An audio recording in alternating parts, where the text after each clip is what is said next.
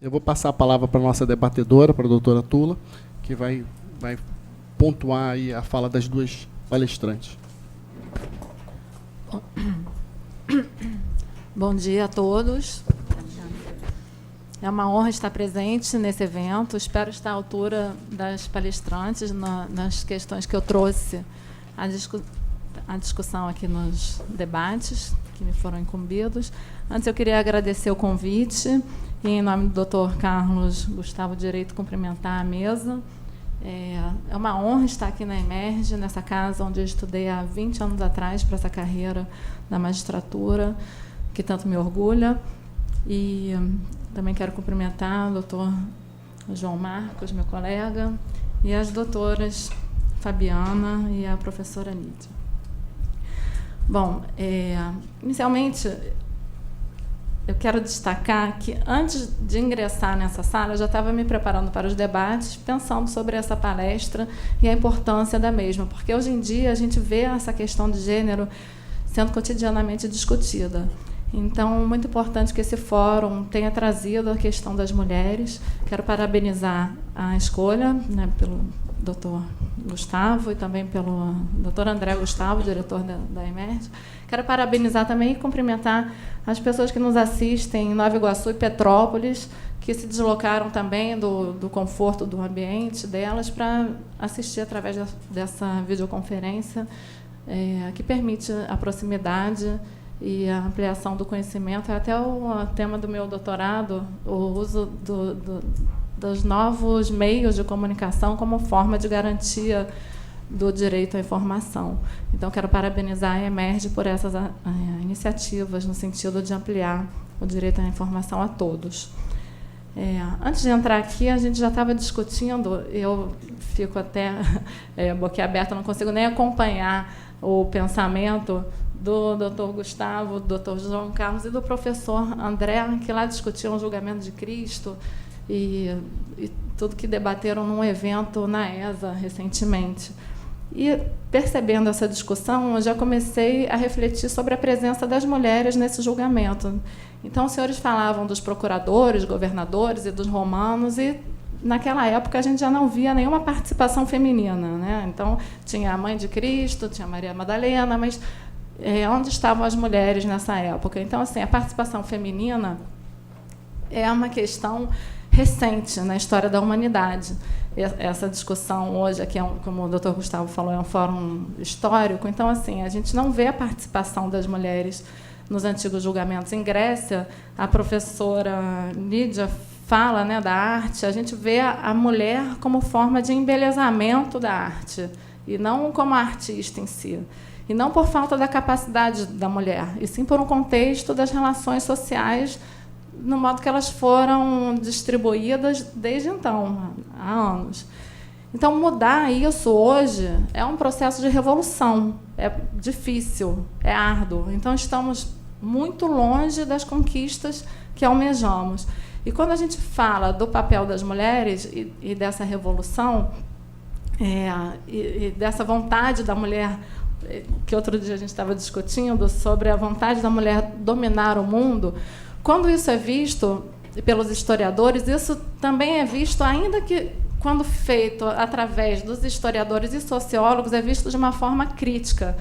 O texto que eu li outro dia no artigo do Globo, que o doutor Gustavo me passou também para reflexão, que as mulheres até 2030 vão dominar o mundo. Nesse mesmo artigo, Gustavo, se você perceber, ele fala do sistema desorganizado hoje em dia, como está posto. Então, quando a gente traz a mulher dominando o mundo, a gente já tem que desorganizar todo o sistema, porque o mundo, desde que o mundo foi concebido como mundo, as mulheres não estão dominando, elas estão sendo dominadas.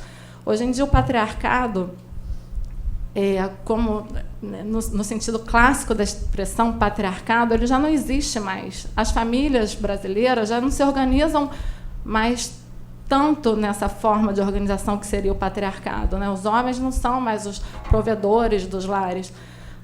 Mesmo assim, ainda que esse patriarcado esteja sendo abolido, ainda os homens continuam dominando as relações, tanto no âmbito privado como no âmbito público. Então, há muito caminho ainda a percorrer para que as políticas públicas e para que as mulheres efetivamente consigam exercer o papel igualitário que a Constituição previu. Então, a doutora Fabiana ela trouxe aqui como exemplo,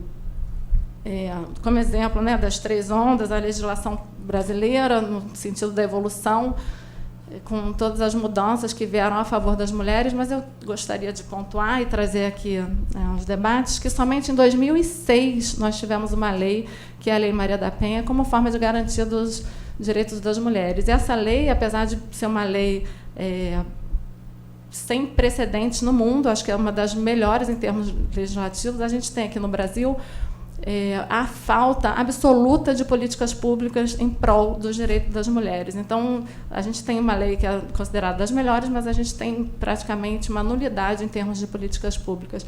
Isso tanto do ponto de vista acadêmico como do ponto de vista social, porque a gente está num país absolutamente sem igualdade, né? Então, se a gente está falando de política pública, de CLT, que também é muito bom que se veja, né, a garantia de direito dessas mulheres.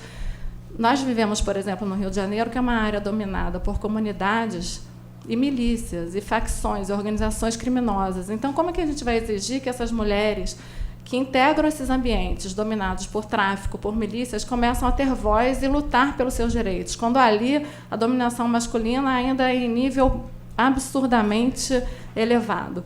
Então, assim, ainda que nós, mulheres, estejamos caminhando e lutando pelos nossos direitos, é importante que esse processo continue avançando e que a gente não se conforme, que a gente não pense que já garantimos os direitos aqui feministas. Não, ainda tem muito processo evolutivo ainda a se buscar. Então, em 2006, a gente conseguiu a Lei Maria da Penha através de uma imposição da ONU. Então, também não foi assim, vontade dos nossos governantes buscar uma política que favoreça as mulheres. Não, essa lei foi imposta através de uma luta de uma mulher que foi vítima de feminicídio e que teve como resposta do Poder Judiciário a impunidade do seu agressor por 15 anos, até que, efetivamente, ela conseguisse que o Estado desse alguma resposta.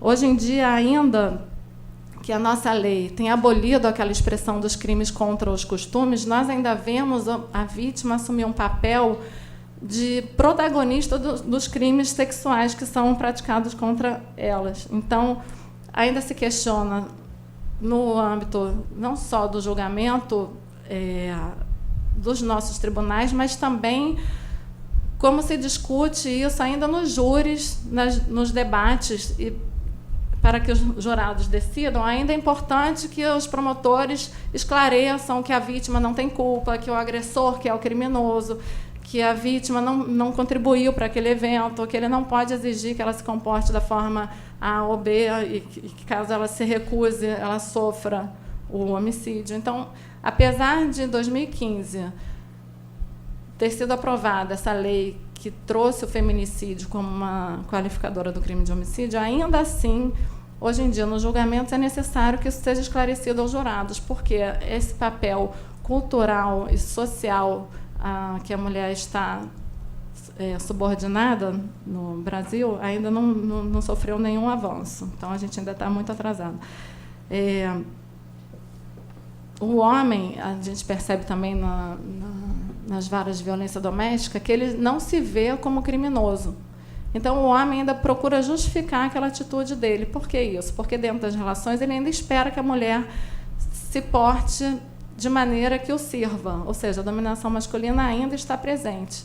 E isso reflete nas estatísticas de feminicídio, que só crescem. Por que as estatísticas crescem? O que isso mostra? Mostra que os homens ainda querem que a mulher se comporte de determinada forma e que ela não se comporta. Hoje em dia, ela já consegue se resignar diante de certas situações, porém, ele ainda a vê como instrumento e objeto do controle dele. E, por isso, o feminicídio tanto cresce e choca todos aqueles que passam por lá.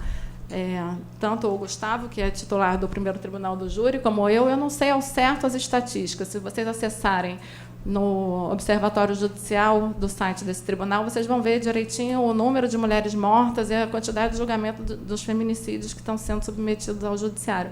Porém, choca quando sentamos ali no tribunal do júri e vemos a realidade da vida como ela é, tá? Que a mulher é morta pelo simples fato de ser mulher.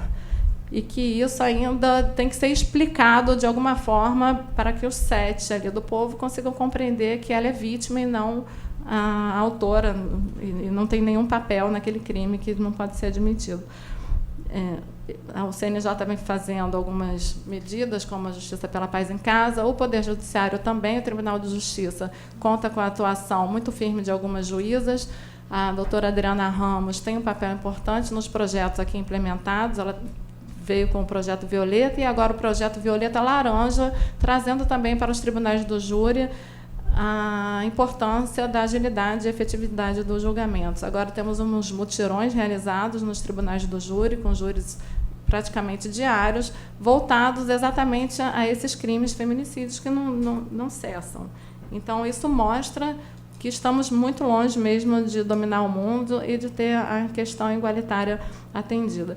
E por que o feminismo incomoda tanto? Porque quando a gente fala em feminismo, a gente já fala em igualdade. Não conseguimos mais perceber o feminismo sem discutir a questão da mulher negra e das trans.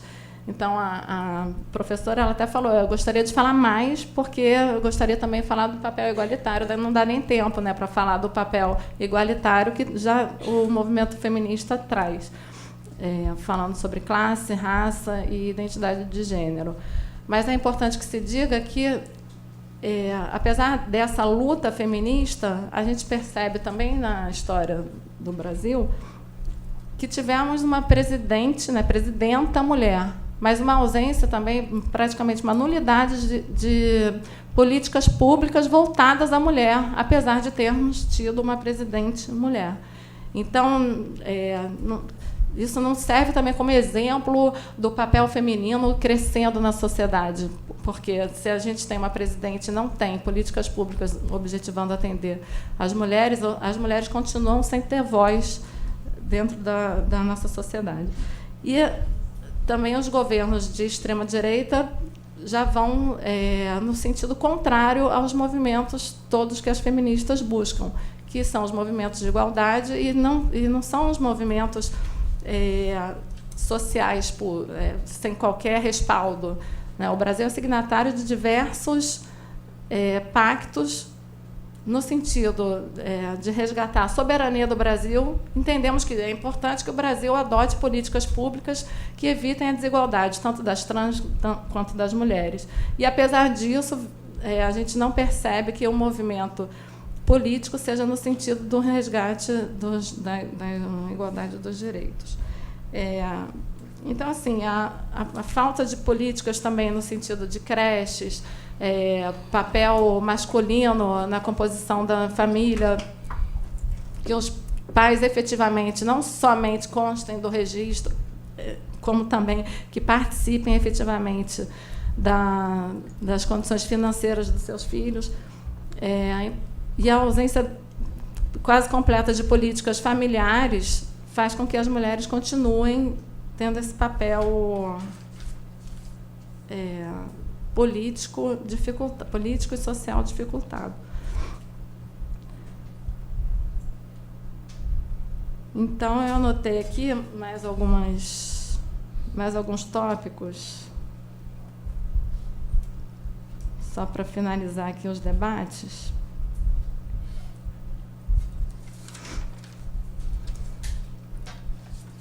Na fala da professora Lídia, que ela traz os espaços acadêmicos, né? Eu gostaria de ressaltar que os espaços acadêmicos e as instituições continuam sendo instrumentos de opressão das mulheres. Então, as escolas, os presídios, os hospitais, o judiciário, apesar de serem, até mesmo a Ordem dos Advogados do Brasil, apesar de serem instituições voltadas a buscar a igualdade, nessas instituições a gente consegue ainda perceber que as mulheres estão sendo colocadas numa situação subalterna com relação aos homens.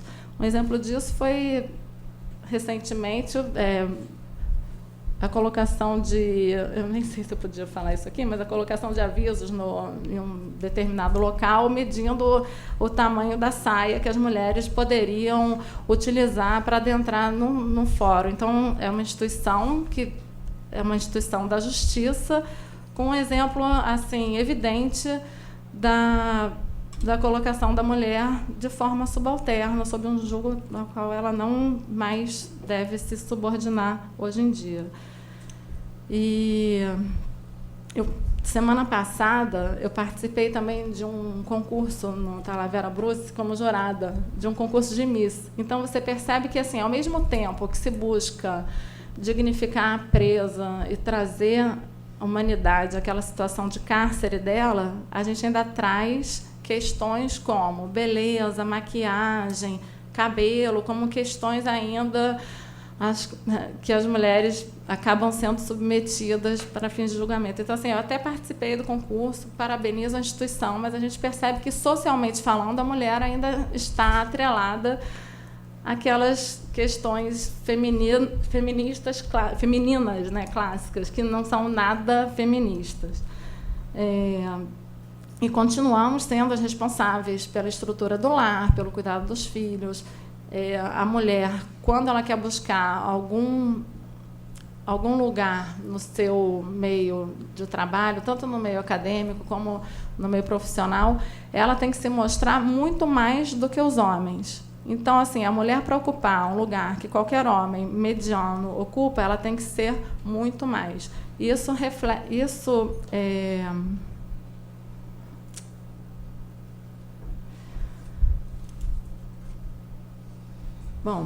reflete a importância de se observar a necessidade de que seja discutido também o papel da mulher no meio privado. Então, a gente não pode discutir o feminismo sem discutir a necessidade de mudança no aspecto privado.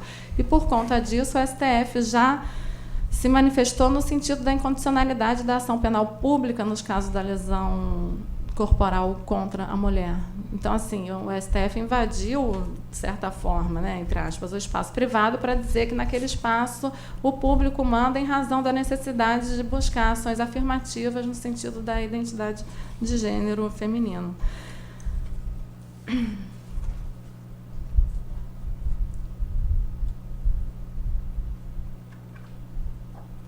Então, assim, acho que basicamente o que eu queria trazer já foi dito por elas, e queria parabenizar as palestras e queria que... mais uma coisa, também olhando para o Gustavo agora, me lembrei, discutir também a língua, a forma como a língua é posta já nos coloca numa situação subalterna. Então, eu queria que vocês pudessem analisar também essa questão da língua, porque, por exemplo, na Constituição Federal de 88, né, se dizia homens são iguais perante a lei. Precisou-se de um movimento, foi necessário um movimento feminista do lobby do batom para que essas mulheres tivessem garantido que homens e mulheres são iguais perante a lei, isso já na Constituição de 88. Então, assim, estamos discutindo o aspecto histórico, tem também esse aspecto da Constituição de 88, sendo necessário um lobby para que as mulheres fossem consideradas ali, por conta dessa noção de que, quando a gente fala homem, a gente se refere a uma universalidade, né, ao universo todo, homens e mulheres. E é difícil aqui no Brasil a gente falar uma frase sem que essa frase seja colocada quase toda no masculino, né? Então, assim, a gente tem que fazer um exercício para que essa frase seja colocada no feminino. Não sei como é que é no latim, se isso também já vem de um processo histórico da nossa língua, mas é difícil a mulher ser abrangida também nesse espaço de fala, na linguagem. Tá? Então, muito obrigada. São essas as questões que eu queria trazer.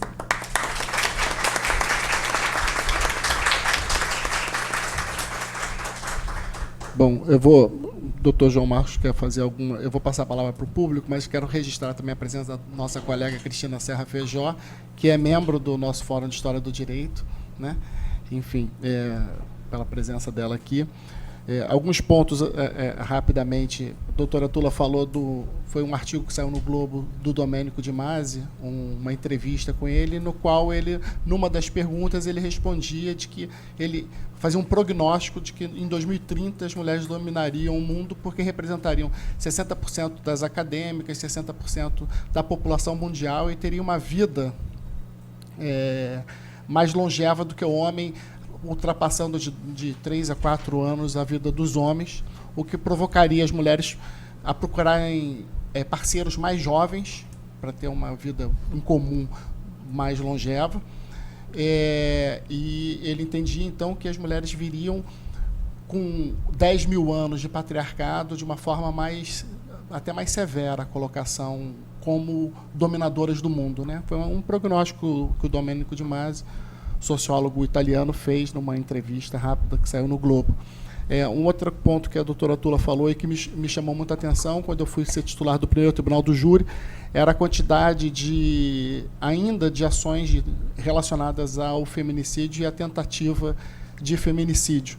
Eu realmente não imaginava que a gente ainda teria um volume tão grande de homens tentando matar ou efetivamente matando as mulheres pelo simples fato de serem mulheres, né? Então, não sou um psicólogo, mas no meu dia a dia pragmático, o que eu percebia que eram homens que tinham ainda uma noção de serem donos das mulheres, né? Proprietários. Então, na realidade, se a mulher não queria continuar a relação, ele simplesmente não permitia que ninguém outro continuasse essa relação, ou jogando ácido, ou tentando matar, ou mutilando a mulher, e isso ainda existe, infelizmente, um volume muito grande desse tipo de ação. Antes de passar a palavra, vou passar para o João Marcos, se ele quer fazer alguma colocação, algum ponto. Bom dia a todos. Carlos Gustavo, obrigado. Professora Lídia e professora Fabiana, chamei para ela, e professora Tula também estão de parabéns. Eu tenho pouco a acrescentar sobre esse tema, porque foi muito bem tratado aqui. Eu só gostaria de dar uma pincelada, né, sobre um assunto pertinente ao direito das mulheres, que me afeta ou vem afetando meus estudos.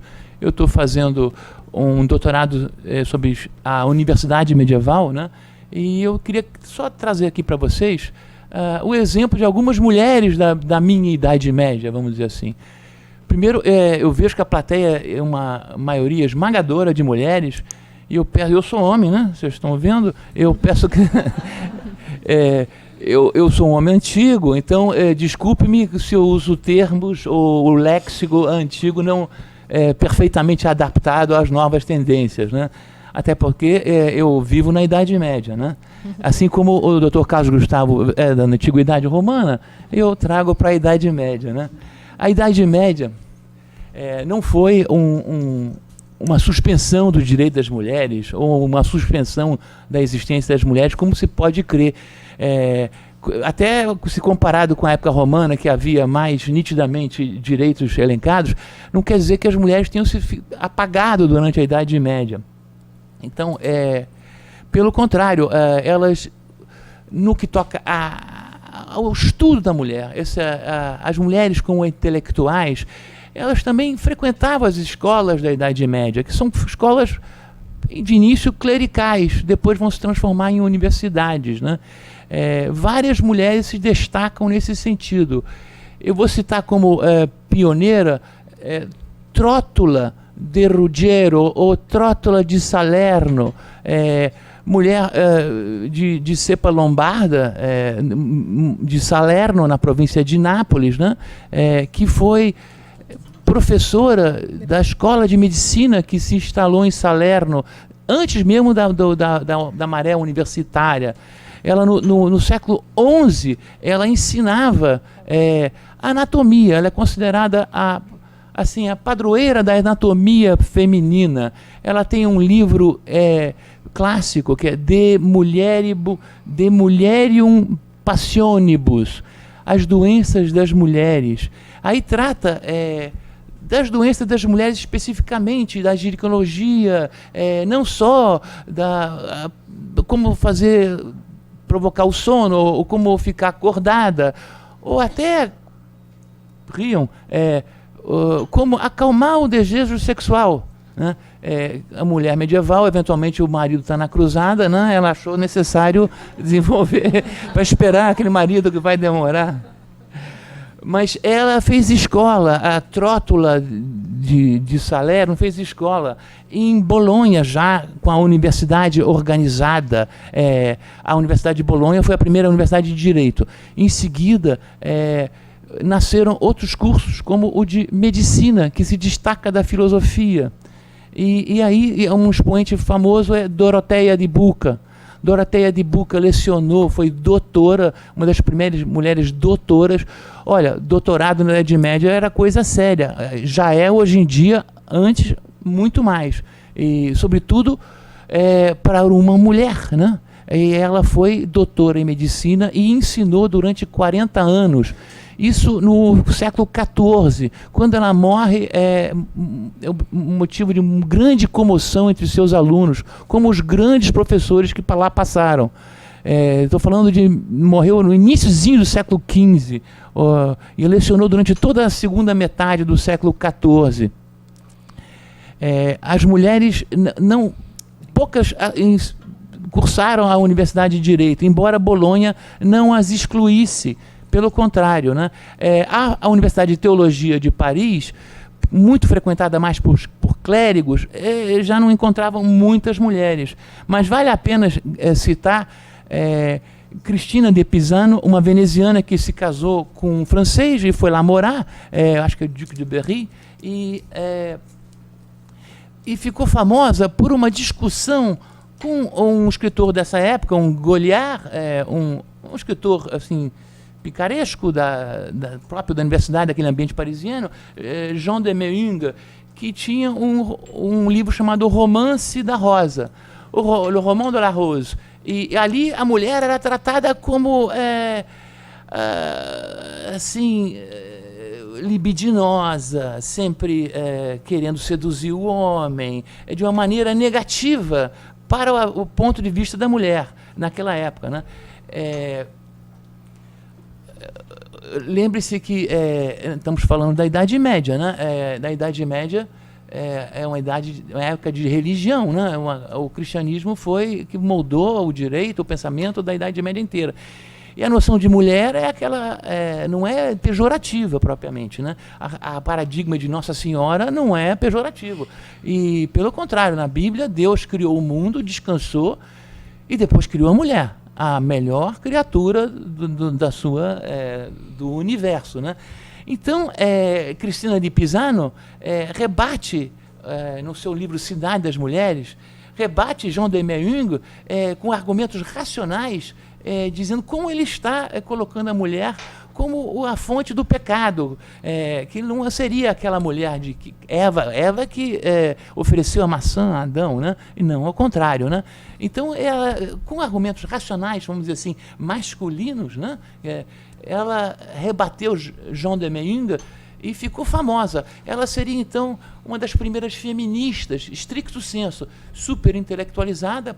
Só para rebater as nossas palestrantes, que o feminismo tem raízes também anteriores na minha Idade Média, não só na Revolução Francesa. Pois bem, eu só queria dar esse exemplo dessas mulheres medievais e atiçar a curiosidade de vocês para a mulher na Idade Média como um outro viés, né? Não só uma proto-feminista, mas como também doutora e cientista, né? Obrigado. Obrigado, João.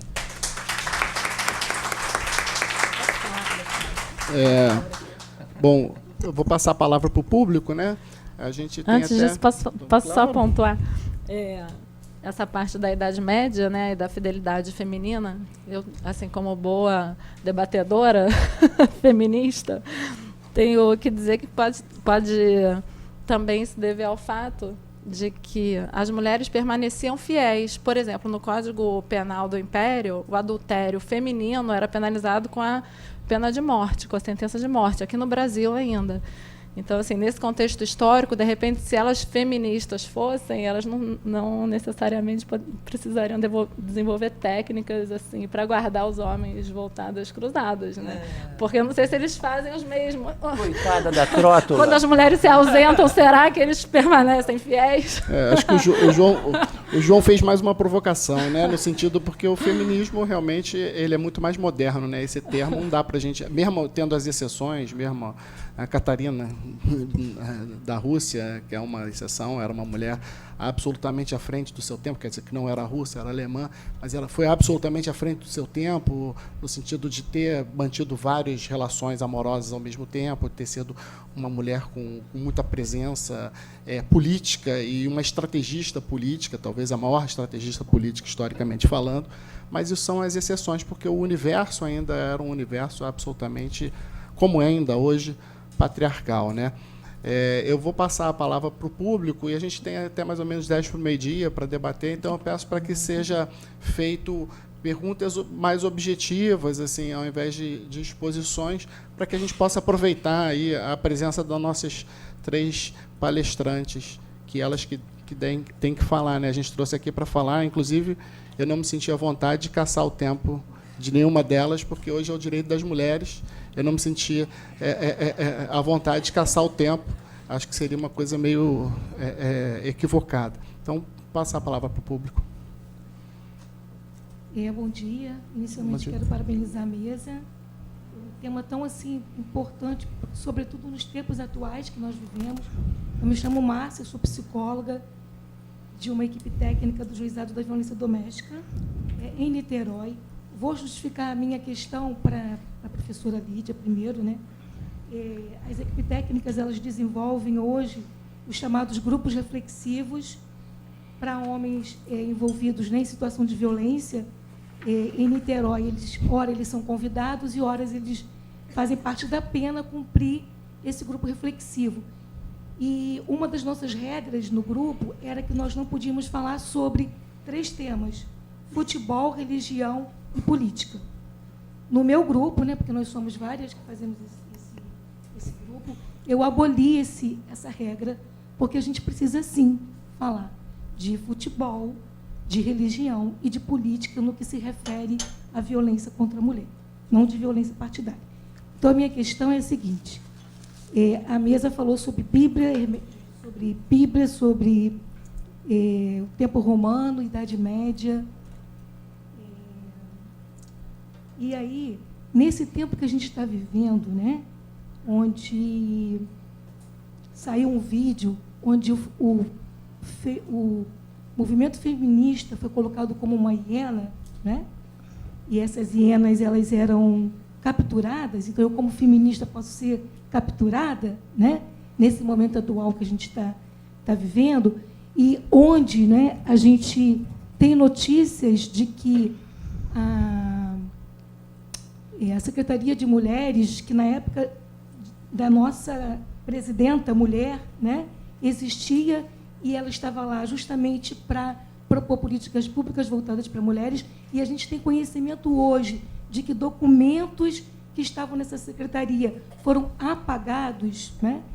Nesse contexto que nós estamos vivendo atual, de fundamentalismo religioso, onde volta, né, onde tem uma leitura hermenêutica da Bíblia, de submissão e dominação da mulher, é esse o momento que nós estamos vivendo, desse retorno o doutor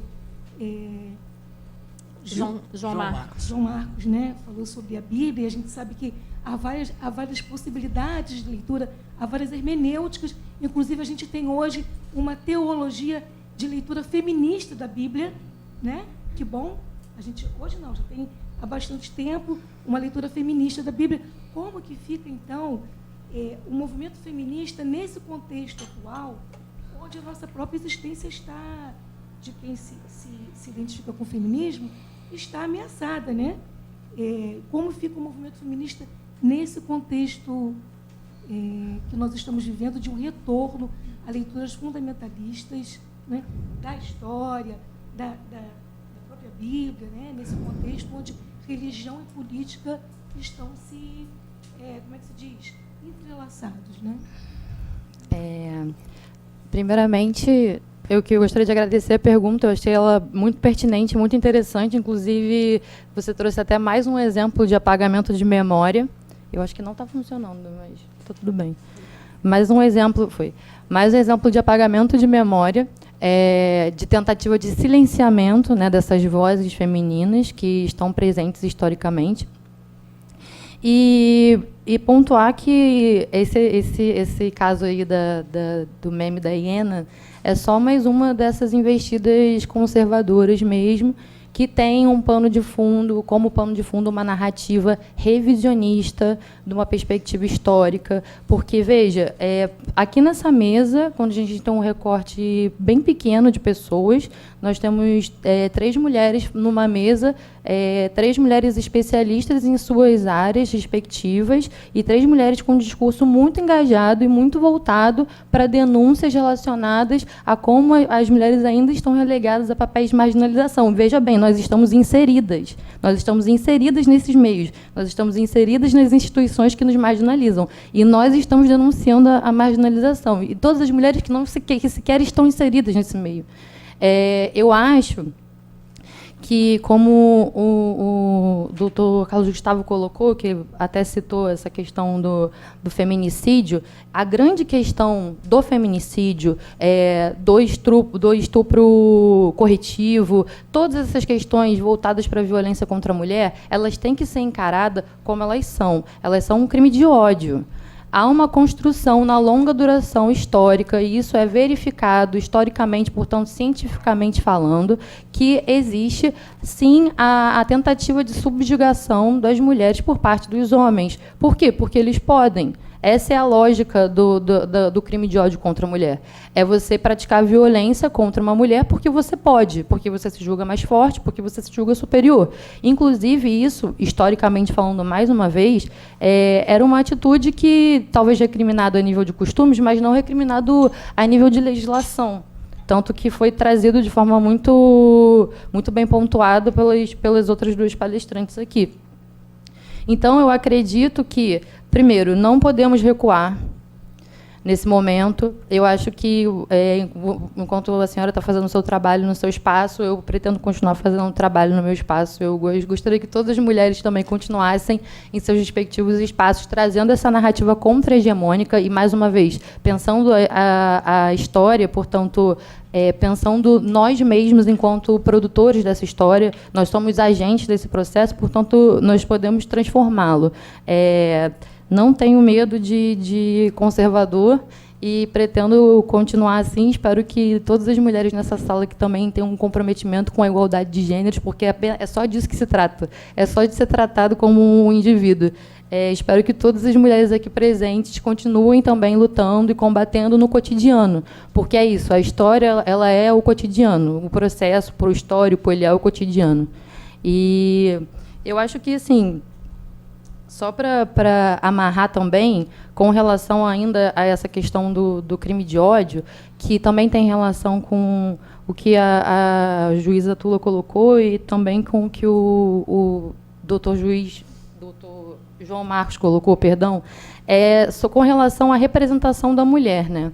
Porque, veja, se essas mulheres elas estão colocadas à margem da produção dos vestígios históricos, isso a nível literato, a nível de produção iconográfica, em todos os sentidos do que nós podemos acessar, acaba que alguém fez isso. E esse alguém foi justamente a parcela opressora da sociedade. Então, se a gente pensa, por exemplo, no próprio exemplo lá da Artemísia, a grande maioria dos quadros que nós acessamos nessa temática, tanto do período renascentista quanto do período barroco, que é ali onde, no entremeio que ela se encaixa, são inúmeros corpos femininos representados, inúmeros corpos nus femininos representados, quase todos eles representados por homens. Ou seja, nós acessamos aí não necessariamente o que aquelas mulheres eram, mas o que o imaginário masculino entendia sobre ser mulher.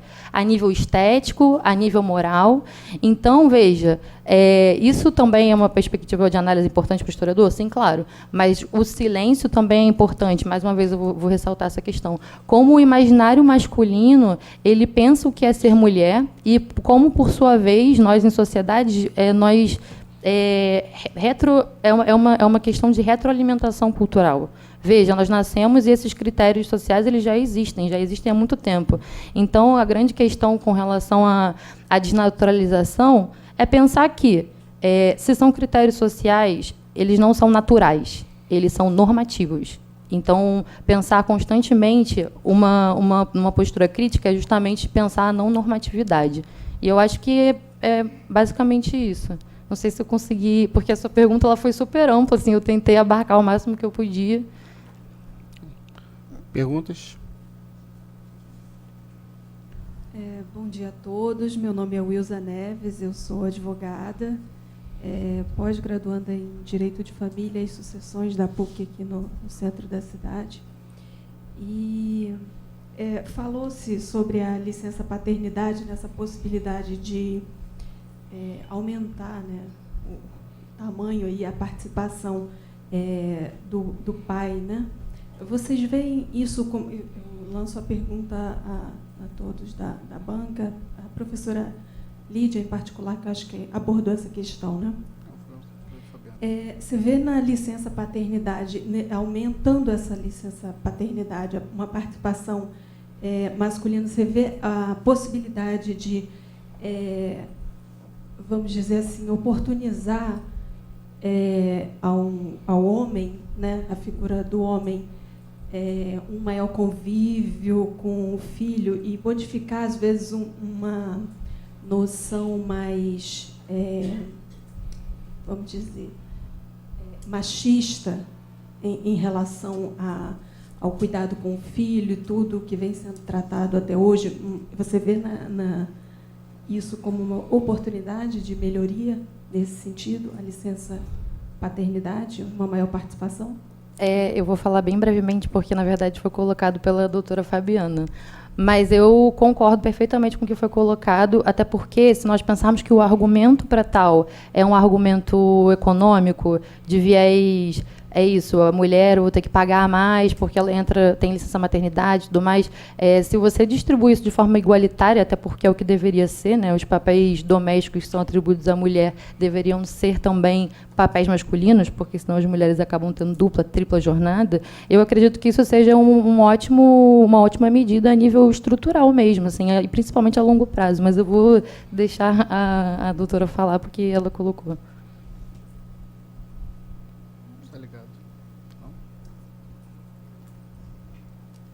Bem, a professora Lígia complementou muito bem já a minha fala. Como eu disse anteriormente, eu acho muito positivo, a gente já vê alguns países da Europa implementando isso. Então, a partir do momento em que você divide igualitariamente a licença maternidade, quando eu penso em dividir, veja bem, eu não acho que tenha que reduzir 1 milímetro do que hoje já foi conquistado com relação à licença maternidade que hoje é dada às mulheres, mas a ampliação para que os homens também passem a ter esse direito, porque você resolve não só a questão dentro da legislação trabalhista, ou seja, uma questão trabalhista de que até hoje a gente sabe nitidamente que as mulheres sofrem, sim, dentro do mercado de trabalho, um rechaço maior por essas questões, obviamente, hoje em dia, velada, mas fato é que se chega um currículo de um homem, um currículo de uma mulher, muitas das vezes, não vou dizer todas, isso é levado em consideração, sim, não só pela questão da licença, não só pela questão de que é sempre a mulher que acaba se deslocando mais em prol do filho, então passa a ter que sair mais cedo, passa a ter que levar nos exames, passa a ter que levar no pediatra. Então, a partir do momento em que você consiga também fazer com que o homem tenha essa licença e seguindo o modelo europeu que seja dada na sequência, você não só favorece a questão dentro do mercado de trabalho, acaba com essa questão, porque ainda é uma questão, sim, hoje em dia, como realmente, olhando para a criança em si, eu acho que é muito positivo esse contato do pai, da criança, tal qual a mãe tem, porque fortalece até os vínculos, sim, isso eu acredito também. Tá? Espero que eu possa ter te respondido aí adequadamente. Tá? Eu posso falar também sobre essa questão? Apesar de todo o ponto positivo demonstrado pela doutora Fabiana e pela professora, eu quero registrar mais uma vez que essa é uma política que ela se limita a uma categoria, né, de pessoas que têm carteira assinada, que não é a maioria do nosso país. Então, assim, é um modelo europeu que a gente importa, mas o Brasil continua se esquecendo do básico, do fundamental, para dar uma situação de igualdade entre homens e mulheres, porque as mulheres continuam, em sua maioria, tendo filhos sozinhas, e os pais desses filhos, quando registram, são aqueles que não têm carteira assinada, não se subordinam à CLT, porque a maioria do nosso país é esse. Por isso que as estatísticas mostram que as mulheres elas estudam mais até do que os homens, acho que 70% das mulheres estão com nível acadêmico mais elevado do que os homens, mas as estatísticas mostram que elas ainda recebem uma renda muito inferior à desses homens, e que essas mulheres sustentam sozinha uma casa com 3, 4, 5 filhos. E isso também por conta de uma falta absurda de política pública no sentido de orientação, controle de natalidade, educação sexual e todo o resto que a gente sabe. Então, assim, é o Brasil importando o modelo europeu, tudo bem, muito bonito, mas esquece 90% dos problemas das mulheres aqui nesse país, que tem características sociais e de trabalho muito diferentes desses moldes europeus aí que se buscam importar. Perdão, eu posso acrescentar, posso discordar das meninas? Eu estou mais para o lado da Tula. A licença paternidade tem que ser enxergada antes do ponto de vista macroeconômico, né? Está se pleiteando a criação de uma licença paternidade que torne a empregabilidade da nossa mão de obra mais onerosa? Não sei. Como homem, eu gostaria de mais licença, mais direitos. Mas isso aí tem que, como a minha colega Tula falou, é para quem tem carteira, né? Isso é uma minoria que está em extinção. O emprego formal, o direito trabalhista, tem 100 anos. Talvez não vá durar 100 anos. Então, a gente defender uma licença paternidade é muito bonito, mas é ônus para o empregador e é mais dificuldade para a economia absorver a mão de obra excedente. Então, eu acho que tem que ter um certo cuidado em criar, estender licenças paternidades, com foco tão somente na questão do pai cuidar da criança, que a licença maternidade não ela se justifica muito no estado pueral da mãe. Até porque o pai é apenas um plus, né, nessa história, né, da licença paternidade, né? Desculpe. Tudo bem. Sabe que eu posso... Além do que o pai não amamenta, isso daí de repente vai estimular, porque a gente já sabe que a gente já tem a questão do registro, né, do registro da ausência de registro paterno. De repente vai trazer para o Brasil aquele pai que tem vontade de registrar o filho só depois, então, que ultrapassar o prazo da licença, para ele não perder o emprego diante das situações aqui difíceis, né? Bom, eu queria colocar, em resposta ao que o juiz doutor João Marcos, perdão, me perdoa, estou aqui muito distante, não consigo enxergar. Então, eu queria fazer, então, já que foi colocada essa provocação, então eu vou fazer uma outra provocação. A historiadora Silvia Federici, ela trabalha com uma ideia na sua obra, que é justamente a ideia do trabalho não remunerado. O que seria o trabalho não remunerado da mulher? A mulher, ela, historicamente, ocupando o papel de dona de casa, de provedora do lar, provedora a nível de organização do lar, né, não a nível financeiro, o que ela faz? Ela trabalha. Isso eu estou falando da mulher antes dela estar no meio público. Eu estou falando da mulher que está estritamente nos espaços privados. Então, essa mulher provavelmente é uma mulher burguesa, não é uma camponesa ou uma operária que é obrigada a trabalhar. Estou falando de uma mulher que consegue ficar em casa cuidando dos filhos. Essa mulher está trabalhando e ela não é remunerada. Isso significa que o marido dela não precisa pagar para que alguém limpe a casa, para que alguém cuide dos filhos, para que alguém faça a refeição. Então, dessa forma, essa mulher está sendo explorada, e quando essa mulher ainda sai do ambiente doméstico para trabalhar no ambiente externo, ela está sendo duplamente explorada. Ela está sendo explorada no meio familiar, porque a ela cabe essa função, e ela está sendo explorada no espaço externo, como o trabalhador de certa forma, explorado, se a gente puder falar de uma perspectiva de que a mais-valia de trabalho e tudo mais. Então, eu acho que assim é muito complicado não entender esse tipo de política como uma política afirmativa de extrema importância, porque, veja, as mulheres já são sobrecarregadas. E outra coisa, o fato das mulheres gerirem o filho não significa que essas mulheres são as únicas responsáveis por eles. Eu não sei se foi isso que o juiz tentou colocar, mas soou um pouco assim e eu achei um tanto quanto problemático. Afinal de contas, o trabalho de criar os filhos deve ser compartilhado entre pai e mãe, na medida do possível, óbvio, né? Não estou dizendo que a mulher necessite de um marido para cuidar dos filhos, até porque, se fosse por isso, quantas pessoas aí não seriam criadas? Porque os índices de mulheres que são mães solteiras também é incrível, enorme.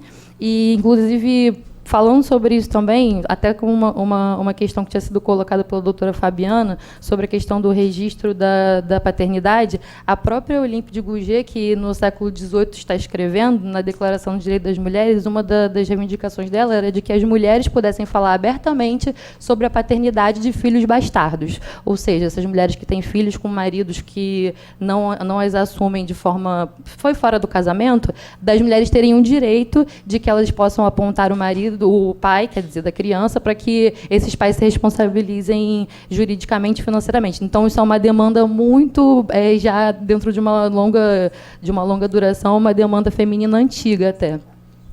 Mas eu acho que vou finalizar para a doutora Fabiana poder completar. Benção. Só complementando aqui a fala da professora Lígia, primeiro eu gostaria de esclarecer que quando a gente está debatendo um assunto, nós estamos fazendo um recorte. É óbvio que a gente não pode trazer para dentro de uma discussão que está se debatendo a CLT a questão do desemprego que nós temos hoje no país, porque nós estamos falando de um outro grupo de pessoas, homens e mulheres, que não estão abarcadas por essa proteção. E aí não há nem que, infelizmente, que se discutir licença maternidade, porque essas pessoas não têm nem essa questão, elas não têm nem esse direito, porque elas não alcançaram esse direito ainda. Agora, quando a gente traz para dentro da discussão, eu acho que é fundamental que o homem tenha, assim, o mesmo tempo de licença maternidade/paternidade do que a mulher. Por que isso? Porque, pegando até o gancho da fala do doutor João, ele trouxe falando o quê? Se nós ampliarmos esse direito para o homem, o que vai acontecer com isso? O homem também vai correr o risco de perder o seu emprego. Mas espera lá, então o homem não corre esse risco e a mulher continua perdendo para o homem porque ela tem essa licença, ela fica responsável sozinha pelo filho? Isso não faz o menor sentido. Então, acho que assim, essa ampliação é realmente necessária para que você possa realmente igualar os direitos, como a gente tanto busca aqui, já que o assunto aqui é realmente a pauta feminista, é realmente a equiparação de direitos, ou então que todos tenham ou que não tenham da mesma forma, mas não de forma diferenciada, que acaba causando, sim, um rechaço da mulher até hoje forte no mercado de trabalho, da mulher que está dentro, tem a sua carteira assinada e que está protegida ainda pelo que resta da nossa CLT, que realmente já está se modificando muito, daqui a pouco nós vamos perder ainda mais direitos. Mas, enfim, enquanto ainda o temos, e dentro desse debate, e não fazendo um paralelo com aquele que, infelizmente, nem tem esse direito, já que não tem carteira assinada, mas pensando nesse recorte das pessoas que ainda estão sob a ajuda da CLT e passam, então, a ter esse direito, eu acho fundamental que esse direito seja equiparado para que a mulher pare de sofrer esse tipo de rechaço dentro do mercado de trabalho. Então, era só isso que eu queria pontuar. Muito obrigada, viu? Bom, não, só um minutinho, doutor. Deixa outras pessoas perguntarem, tá? Porque para todo mundo ter espaço para perguntar. Senão...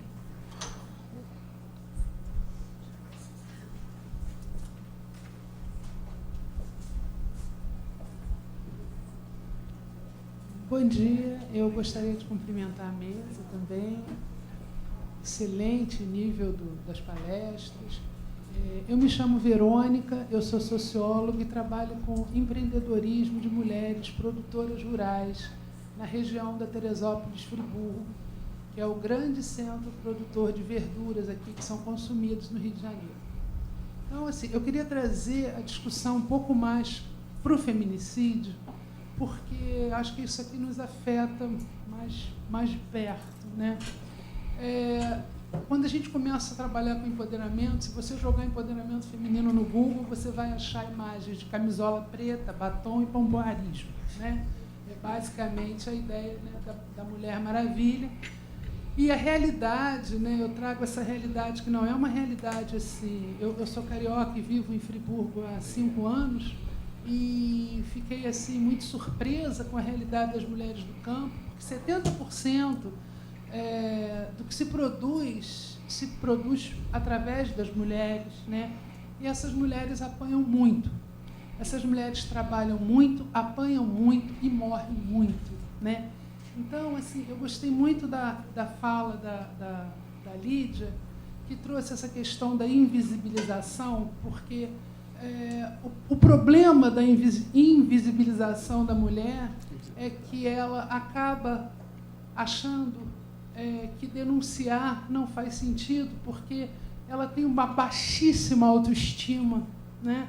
E a gente trabalha o tempo todo com autoestima, resgate de autoestima dessas mulheres, porque elas sempre têm a sensação de que se elas apanharam é porque elas merecem. Elas sempre têm essa sensação.